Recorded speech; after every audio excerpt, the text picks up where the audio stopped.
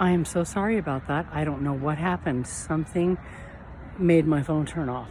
I don't know when it happened, but I apologize. I'm waiting for traffic. There's some kind of mommy and me class going on in the park, and I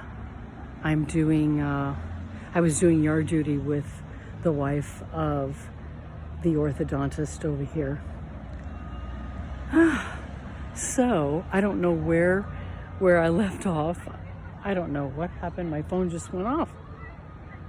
I don't think I pressed anything. Anyway, I'm just waiting for traffic.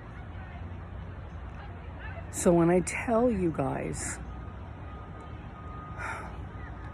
I'm talking about being mindful and being graceful and beginning every single day with a grateful heart.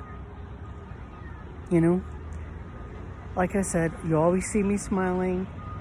I am not, as far as, what do you call it? The tangible things, material things. I don't have a car. When I lost all my things, I literally lost all my things during this divorce. I lost my job as a yard duty because I had to move 16 miles away when I had that luxury of walking to work. You start to realize certain things that you had that were good that you took for granted. Let's be real. That you took for granted. I'm going to cut through the grass. So I lost my job because of that. And because of all the pain that I was going through. It was starting to, take over. So my kids and I got into, and see, my kids have always been like little adults, and they are now. My son's 29 this year, and my daughter is 26 this year. So we've always, especially when this befell, when this happened for us, to get us onto the straight and narrow and acknowledge ourselves for the strong people we are.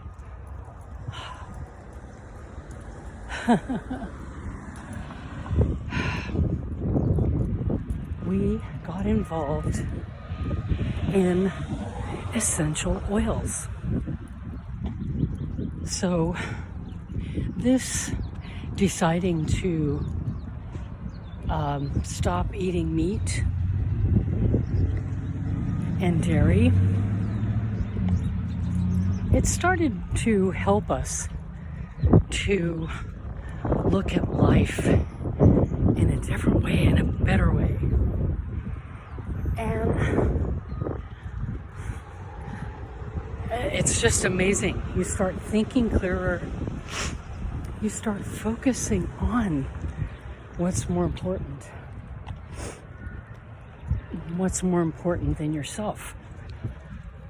And we are responsible for the state the world is in right now. Say whatever you want. Hold on, there's a big truck coming.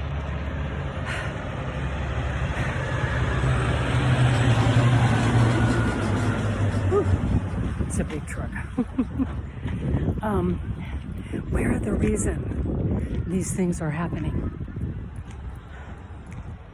And also, we are the reason things are happening. When I told you guys the other night that we're all about heart-centered living, we've been coming to this point because it's who we are. We were created by something greater than ourselves, and it's all about love. And as I've told you, it's not ooey gooey. It's what is called agape love. A love and understanding for our fellow man, for our earth, for our animals, for everything that is a life on this earth. Nobody is better than the other. You know, some of us may have more money and therefore a bigger, better house, a nicer car. That's just your path. That's the one you've been able to cultivate and use while you're here. The school and the birds. So when I tell you guys,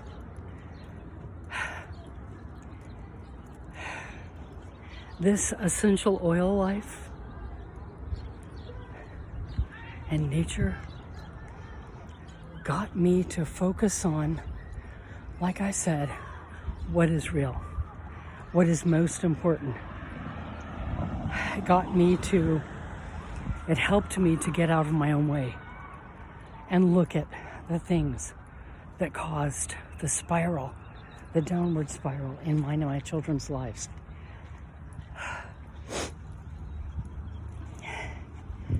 And what I mean by this is, as I've shown you before, every day, good morning, I every day use lavender. I should say I use it every night on my face and around my ears. I use oregano oil on my feet. I use cedarwood oil behind my neck. This is all before I go to bed.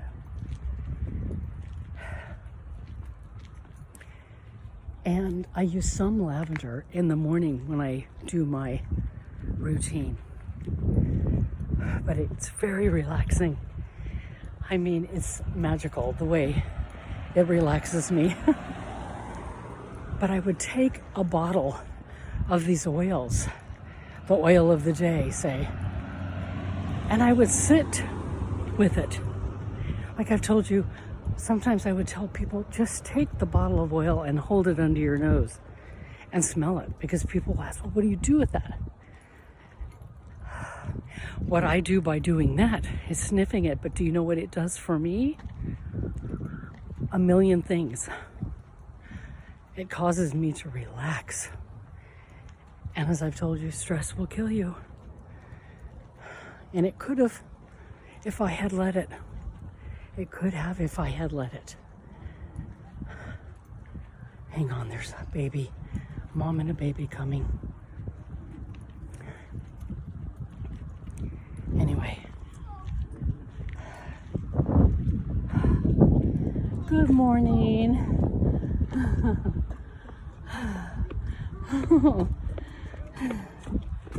Oh, it's beautiful out. Oh my gosh, here we are on the second part of our creek, the other side now.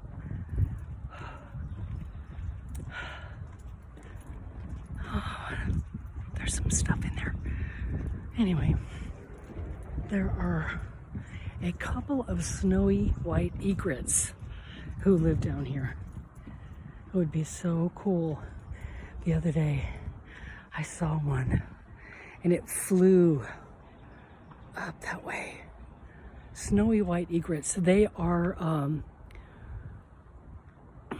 water birds like this. What do you call it? Estuary. The wetlands by the water. They're, the beach. When you get the pampas grass at the beach, that's typical of their home base, I believe. But we've got two. They camped out here. Oh, no. And there's another. See if I can show you over there. Do you see that kitty? There's people that come in and feed the kitties. And as you guys know, I have 2 in my yard, a gray and a black. And now I'm down to 1 at home. Harry, my Siamese, is very lonely.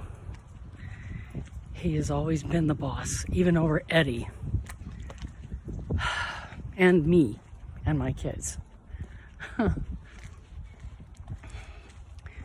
But, yeah, taking a bottle of oil and finding a place in nature. And for me, I started taking pictures of the growth around me. Plants, trees. And I mean, there was a time when the kids were little, I would come home from, fall is my favorite time of year, and I would come home from driving my son to work, and there would be this row of liquid amber trees that were so gorgeous. I would get home in tears because of the high that I got from seeing them and marinating in their colors. So this is what the essential oils can do for you. It's what they did for me. They got me to live in the moment. And it's changed my life, along with learning to love myself and know that the divine has my back and I'm going to be okay. And I may not have a car now. It doesn't mean I will always be carless. But it's helping me to realize by divesting myself. It wasn't, because I wanted to, but I was forced to. Sometimes that happens. You're forced to stop and look at your life and what you want to do with it. And this is what the oils and nature and being with my 2 children have done for me. And I want to get back into my walking. Before, like I told you, I did it, but I was not happy. I lost a lot of weight. It's one of the easiest exercises you can do, and one of the most gratifying, because it gets you outside in nature and you can hear the birds and you can meditate. Anyways, so I'm home now. I will be back. Oh, there's a robin. And up in this tree here, there are woodpeckers. Hold on. See? Ooh, and another thing I found out. Just as regular birds love suet, woodpeckers love suet. You can make your own, but being that I don't eat meat, that's going to be a task I don't know that I want to undertake. So when you look up a recipe for suet, you'll see. I will be back with part 3. These videos I make are impromptu. I shoot from the hip. I don't edit. Sometimes I repeat myself. But maybe you needed to hear it. Okay. I will return sooner than later. Bye.